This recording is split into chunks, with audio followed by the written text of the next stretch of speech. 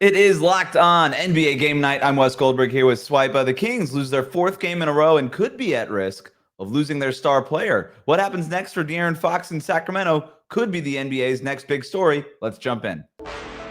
When that final buzzer rings, you know it's time for Locked On NBA Game Night. All the post-game reactions to every game across the league, every single night, with insights only the hosts at Locked On can provide. It's the true NBA fans' one stop for all the action. Every game, every night. It's Locked On NBA Game Night. Tipping off now. Welcome to Locked On NBA Game Night. Every game, every night in 30 minutes. Wes Goldberg here with Swipa. However, you might be tuning in on YouTube or your favorite podcast app. Thanks for making Locked On NBA your first listen every day. Today's episode is brought to you by FanDuel. The NFL playoffs are almost here, but it's not too late to get in on the regular season action with FanDuel, because right now new customers can finish the season strong with $250 in bonus bets if your first $5 bet wins. Visit FanDuel.com to get started. Got a great show for you today. Nikola Jokic adds to his MVP case in a strange way as the Nuggets need overtime to beat the Pelicans.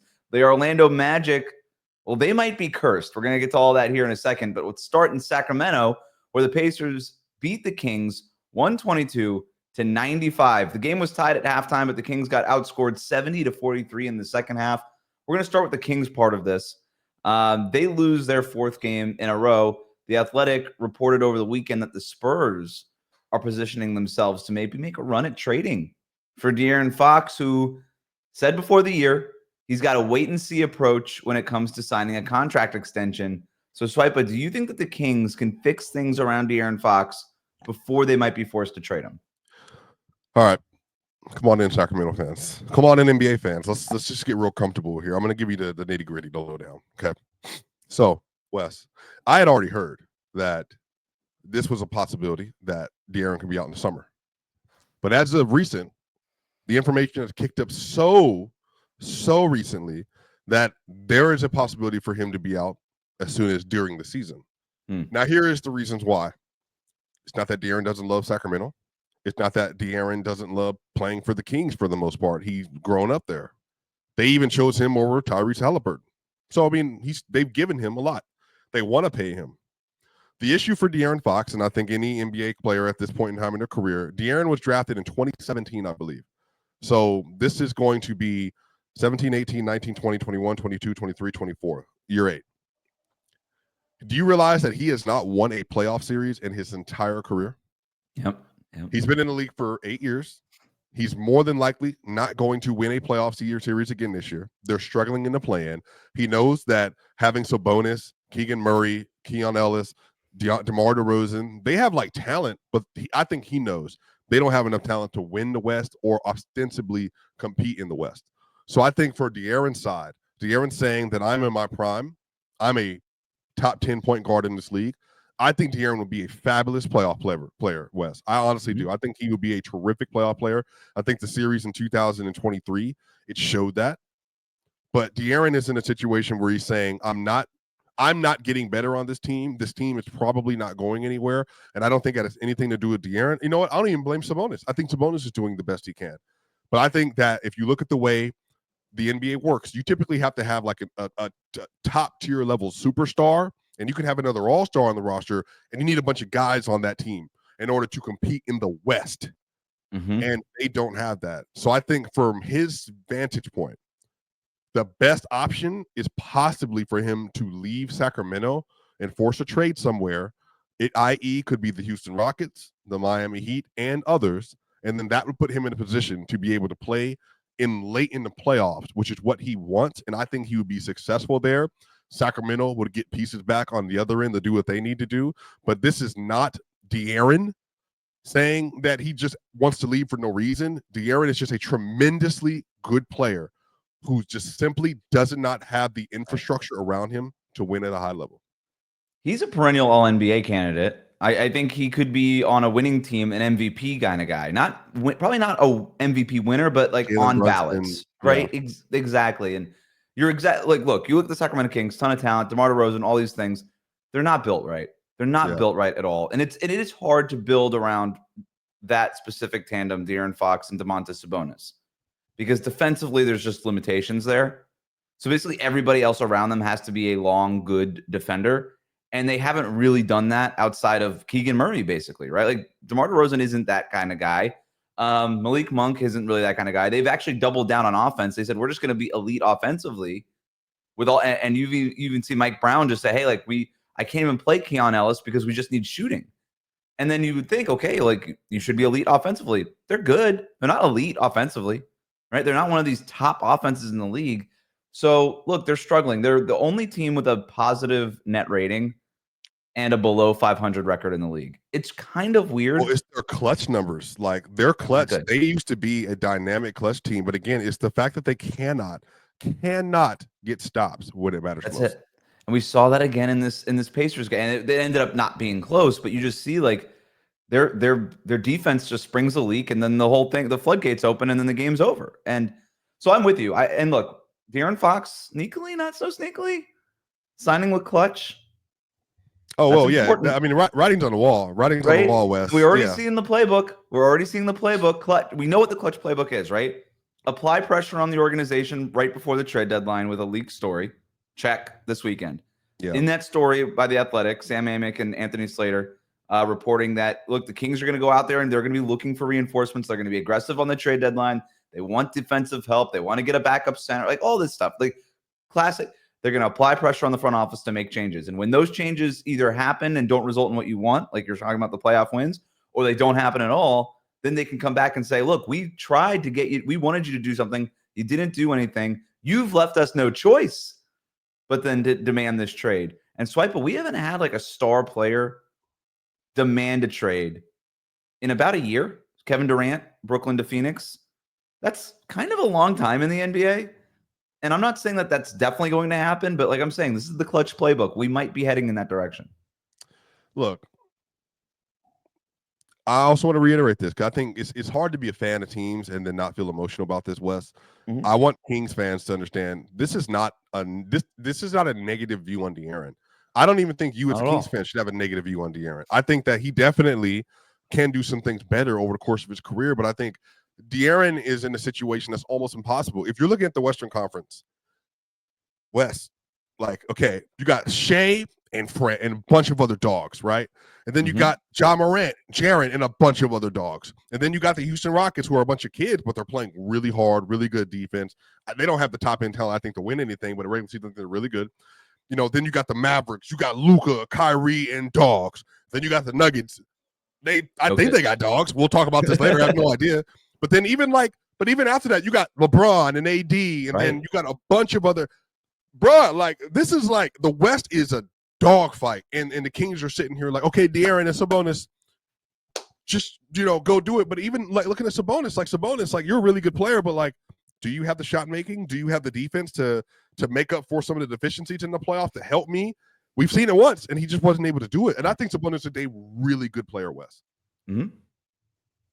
It's just it's hard to build around. It's hard to build around those two guys, and it just, you look at the way the roster is constructed, you look at their salary cap. It's going to take something extremely dramatic to kind of shake loose whatever is happening in Sacramento and push that ceiling higher. This is a team that has a pretty high floor. I do think that they are better than below 500. I really think they're a better team than what they've been. But I also don't think that their best is that much higher than their floor, if that makes sense. Yeah. I feel like I know exactly what this team is. Let's quickly talk about the Pacers angle here. Here's Tony East from Locked On Pacers. 4 in a row for the Indiana Pacers, who finally are looking like a real competitive team after falling to 9-14. They're now 14-15, half the game out of 6th in the East, and they just crushed the Sacramento Kings by 27. The game was tied at halftime. Dominance in the second half from the Pacers. Their offense was flowing. Their defense was better. They kept the Kings out of the shots they wanted. They got everything they wanted. Pascal Siakam did not miss in the third quarter. He was tremendous, and the Pacers look great. It's hard to really quantify with any number why they look better. You just got to watch them. Their passing feels more purposeful. Their defense feels more forceful. Everything just feels more connected for this Pacers team. No 20-point scores in this game as they reach over 120 points. The balance has been great. The stars have been better. The defense has been more connected. This team is finally rounding into some form, up to 14 and 15 in the Eastern Conference. With plenty more on Locked On Pacers about the surging Indiana basketball team. Quick elevator pitch because we're running out of time. Are you buying the Indiana Pacers turnaround here? Yeah, I mean, they're a good team. They always should have been well positioned. And I want to apologize to Pacers fans. I'm a casual. We should have said more about the Pacers, but obviously Kings news was huge. So No, it's huge. No, don't worry about it. I mean, this is where we're at. I am buying it. They're just because they were better than what they were at the start of the year. Tyrese Halliburton was in a weird shooting slump. He didn't just all of a sudden stink at basketball. He's getting a lot better. 14 points, 8 assists tonight on 50% shooting in 30 minutes. Didn't have to do more than that because Pascal Siakam had such a great game and they were getting contributions from up and down the roster. Shout out to Ben Shepherd's mustache. That'll do it for that segment. The Nuggets needed overtime to beat the Pelicans. I'm interested. Hey, don't say it like that. That's what happened. They got the job done in overtime. What? I am so interested to get your take on this, Swipa, because I feel like it was like a classic glass half empty, glass half full type of scenario. We're going to talk about that. We're going to talk about which team is making a case for this season's best rookie class, all of that and more. Locked on NBA Game Night.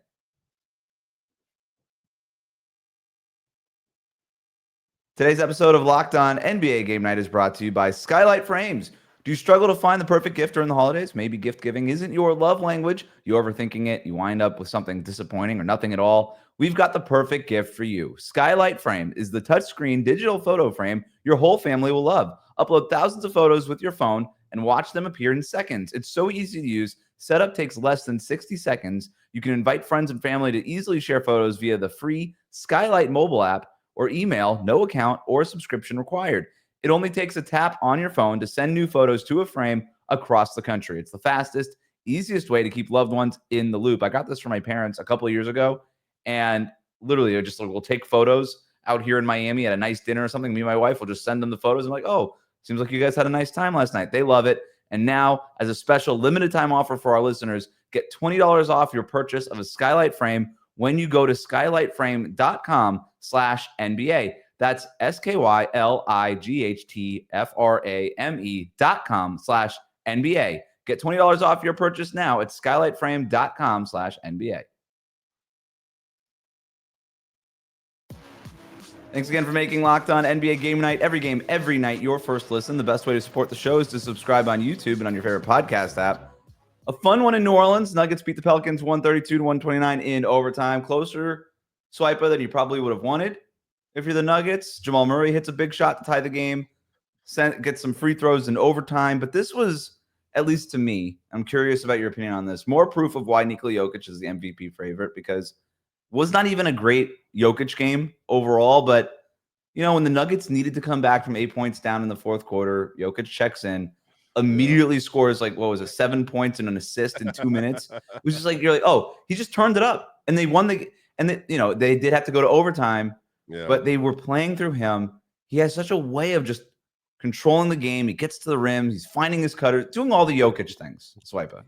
I think this is so funny because, Giannis and Luka and SJ fans are so angry about Jokic being at the top of the MVP ballot despite the record. And I'm like, look, first half, Wes, I'm not gonna lie to you. I get it. If I watched that game and I was one of them fan bases, I'd be like, how is this dude getting this love? But then, like you said, Jokic just in the second half is like, all right, I guess, and then it's just like, all right, and then start. So it was magical, Wes. And, first off, the Pelicans have played really gritty. I think Willie Green's one of the best coaches in the league, Wes. He has worked with injured rosters and without his best players for multiple seasons now, and he still made it work. But Jordan Hawkins for them was incredible. CJ McCollum made some really good plays, some really bad plays down the stretch. DeJounte Murray had 17 and 15 assists today. They played well. Give them credit. But the Nuggets, man, did you know? Let me read this for everybody, y'all, because I don't know if everybody knows this about the Nuggets. The Nuggets this season, they are the biggest Jekyll and Hyde team in the NBA. In the first half, the Nuggets are 13th in offensive rating and the 29th in defensive rating, which is 21st in the NBA in net rating. Okay? In the second half, they're third in offensive rating and fifth in defensive rating, and that's second net rating in the NBA.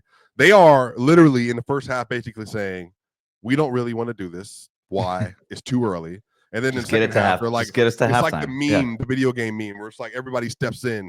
Jamal Murray went crazy today, Wes. His shot making was really incredible. Russell Westbrook's energy on both ends. His scoring inside the paint has gotten so much better as the year's gone on. Julian Strawther, I mentioned some really key buckets today. overall, the Nuggets had a lot going, but Wes, the story of the game for me, Michael Porter Jr. played 23 minutes. And maybe you have a different philosophy on this. So Porter's played really well this year, Wes. He's been the second most consistent player up until the last week and a half.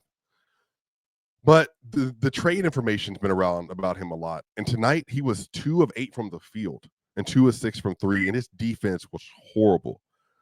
Wes, is there anything do you think players when they hear their name in the trade market like this, do you think it affects them on court to a significant degree? It depends on the player, but Yeah. I think they all are impacted differently. I think some players get this FU attitude and they actually play better. And then some players are just so distracted by all this stuff. And for somebody like Michael Porter Jr., who's never played for another NBA team, this idea of do I have to move? Do I have to find a new place to live? Am I going to be on this team after February? What all this stuff that's happening, it wouldn't surprise me if he was a little bit distracted. And honestly, you can't even blame these guys for that kind of thing, especially, again, if you're pretty young like Michael Porter Jr. is and you've never played for another NBA team. Right. Yeah, overall, Wes, they took care of business. The Nuggets are having the worst year of all time, I think, per the narrative. But, hey, they're sitting at the 5th seed. They haven't played well all year, and they're 15 and 11. And they got the easiest schedule in the Western Conference remaining. But they also had a win versus a team that had 5 wins this year and took it to overtime. So, we'll see. On the other side of this, the Pelicans lost their 7th straight game. Here's Locked On Pelicans host Jake Madison with more, including another injury to their roster. It's just crazy. Pelicans lose to the Denver Nuggets in overtime here. A little bit more of the same for New Orleans. I'm Jake Madison, host of the Locked On Pelicans podcast. Look, good job, good effort from New Orleans here, getting this one to OT against not an amazing Denver Nuggets team, but a credible one at the very least. Really limiting Nikola Jokic for 3 quarters or so before he kind of exploded late. But you also saw them force 22 turnovers in their defense, kind of looking like it was last year, which was really their identity. But the same old problems persisted. Not enough offense, bad offensive execution down the stretch, and then more injuries. Trey Murphy, who's played really well the past week or so for New Orleans, leaving this one with an injury, not returning. Even in those kind of moral victories, this team has things that just hold them back. More injuries potentially for New Orleans. We got to wait and see what's going on with Trey Murphy. More over at the Locked On Pelicans podcast. All right, so just another tough break for the Pelicans. Meanwhile, the Rockets in our last game of the night beat the Raptors 114-110. Here's Jackson Gatlin from Locked On Rockets with more. Toronto. We're going to start that clip over. It was an ugly game for the Houston Rockets, but they managed to escape Toronto with a win against the Raptors, 114-110. What's up? This is Jackson Gatlin, host of Locked On Rockets, and turnovers were the name of the game in this one through a combination of some Raptors defense, but as well as some sloppy, careless basketball at times. The Rockets finished the game with 21 turnovers to the tune of 31 Raptors points. They had 15 turnovers at halftime, so they did clean it up a little bit better in the second half. However, they did give the Raptors a chance at the end of this game with 13.2 seconds left on the clock after a couple more ridiculous turnovers down the stretch in crunch time of this game. The Raptors had a chance to tie this game up and try to force overtime. Who else but Jae'Sean Tate, who was injected into this game, gave the Rockets some life when they didn't really have it, finished the game a plus 14 in his minutes. He forced the turnover on the final defensive possession of the game for the Rockets, potentially saving them from having to claw through an overtime period in Toronto. All right, so congrats to the Rockets. You win the game. They're a good team, blah, blah, blah. I just want to say, I really like Toronto's rookies. Jacoby Walter had a career high 27 points in this game. He's really coming along over the last couple of weeks here as he's gotten into the rotation. He's getting more minutes, played 28 minutes tonight. Jamal Shead had a double-double. Jonathan Mobo is not a box score stuffer, but he's really active. I like watching him out there. He's pretty good defensively. They've got some good dudes, good rookies happening in Toronto. It's not been a good winning season for them, but there's a case that they might have the best rookie class of the season. Yeah, look, they got a bunch of young guys. Shout out my boy Penn on Player's Choice. You can find him on Twitter and stuff as well. But yeah, he's been big on this. They have players that just fit, I think, what Masai Ujiri wants, which is long, rangy, athletic, and then people you can develop with skill over time. And even Shed off the bench, man, he's just a dog kind of player. He's a player. He's very physical, very aggressive, but he's really good at the point of attack. And again, you can kind of see, like, if he rounds his game out more and more, he's going to be an incredibly valuable player in the NBA. They have him and Davion Mitchell, which feels like just like two Spider-Man pointing memes together on the same. And that it should be illegal to put them on the court together. It's like not fair. You just got two of these guys who just get into your grill. They're fun to watch. And Jacoby Walter was one of my guys going into the draft. So I'm glad he's playing well for them. Meanwhile, the Knicks made a move to add to their bench over the weekend. We'll tell you who they signed, how he could help, plus how the Orlando Magic can overcome another serious injury. All of that and more on Locked On NBA Game Night. Today's episode of Locked On NBA Game Night is brought to you by Built Rewards. If you're a renter, listen up. This is a total game changer. Thanks to Built, you can now earn points on rent payments just like you do with groceries or travel. Paying rent now comes with serious perks, and it is completely free to join. Earn valuable Built points on your rent and everyday spending at no extra cost. Redeem points toward flights, hotel stays, and even future rent payments with over 500 airlines and 700,000 hotels in their program. The possibilities are endless. Access unique experiences that are exclusive to Built members. I love using points for travel, and Built makes it so easy to turn rent into rewards. If you're already paying rent, why not make it work for you? Start earning points on your rent that you're already paying by going to joinbuilt.com/LockedOnNBA. That's joinbuilt, BILT.com/LockedOnNBA. Make sure you use our link so they know we sent you. Don't wait. Start earning rewards today. Today's episode is also brought to you by FanDuel. The NFL playoffs are almost here, but it's not too late to get on the regular season action with FanDuel, America's #1 sports book. Because right now, new customers can finish the season strong with $250 in bonus bets if your first $5 bet wins. FanDuel has so many ways for you to pick up a W. I love betting on which players will score a touchdown, how many points each team will score. Plus, I've been looking at these NBA MVP odds. Giannis at plus 500. Swipa, don't come at me. I like the odds there. Third behind Jokic and SGA. I think it's just a good time maybe to get that value now. Just visit FanDuel.com to join today. That's FanDuel.com for your chance at $250 in bonus bets. Make every moment more with FanDuel, the official sportsbook partner of the NFL. We'll be right back. Thanks again for making Locked On NBA Game Night your first listen of the day. All right, we're going to get to some big picture questions as we round out some NBA news from the weekend. You talking to me? First one, the Thunder and Alex Caruso agreed to a 4-year, $81 million contract extension through the 2028-29 season. We're going to go big picture. You talking to me? Do you, Swipa, think that the Thunder have the right role players around their stars now? Yeah, I mean, they have an excellent team. You know, their shooting is going to be a question. I think, obviously, their offensive flow in the playoffs, but in terms of defensive floor, I mean, you couldn't ask for like a better personnel. Chet's not even available, and hopefully he comes back this year. That hip issue is going to be, I think, something they're going to have to think long-term about, and, you know, they don't want to put him in another situation to hurt himself. But look, Isaiah Hartenstein, Chet Holmgren, J-Dub, Cason Wallace, SGA, Lou Dort, and then you get to Alex Caruso, you know, who gets a 4-year deal. I think he's an excellent player. Again, his shooting is going to be the thing. You know, I can already tell you right now, come playoff time, I know exactly what I'm doing. Whoever my best defender is or whatever, who I got to play off-ball defense with, put him on Caruso, SGA, J-Dub. Every time you see a lane, you going to see me. Caruso, you better finish this game out. And I know that they're going to have offensive ways to get around that sometimes. I think Mark Daigneault's a really good coach, but I think Caruso is fabulous. And I honestly think that is there a better example of a rebuild over the last 4 years than OKC?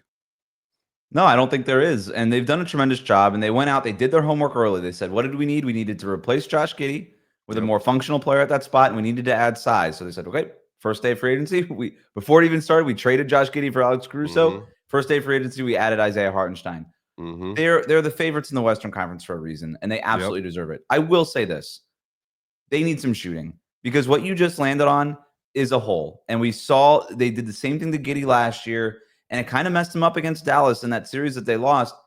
Teams are going to play off of Caruso. Teams are going to play off of Cason Wallace. We're already seeing that now too, because he's not shooting as well in his second season.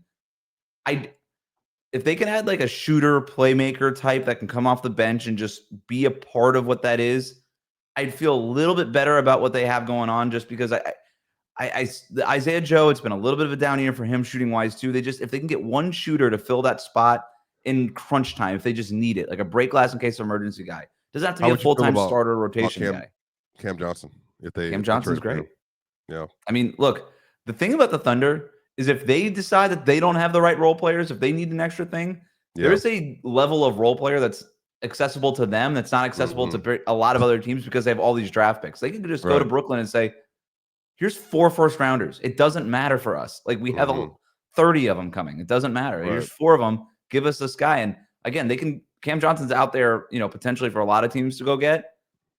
There could be a name. It wouldn't shock me if there's a name that we didn't even see on the board, but it's only on the board for OKC because of what they have in terms of draft capital. Let's go to New York. The Knicks brought Landry Shamet back on Sunday. Shamet signed on with the Knicks in September. He was waived after dislocating his shoulder in the preseason. He played over the past week for the Knicks G League affiliate. They waived Matt Ryan. They bring Shamet back. Everybody expected this to happen. He's on the main roster now. So going big picture. You talking to me? Do you think that the Knicks have enough depth to be a serious contender in the Eastern Conference, Swipa? East? Yeah, of course. I think Karl Anthony Towns, he's a second-team All-NBA player this year. Jalen Brunson might make second-team All-NBA again. And then they're going to have OG Anunoby, Mikal Bridges, Josh Hart, I think Deuce. Obviously, hopefully Mitchell Robinson's going to come back at some point in time. And you got campaign. That's a really solid roster. So, yeah, I mean, I don't know how much Landry is going to have to do with that. I'm sure he's going to have another 4-minute stretch in a playoff game that's going to win the game. I saw that happen in Phoenix 2 years ago. So I do think he's a veteran role player. He knows his role. He does his job. You can't get enough of those guys on your team in the NBA.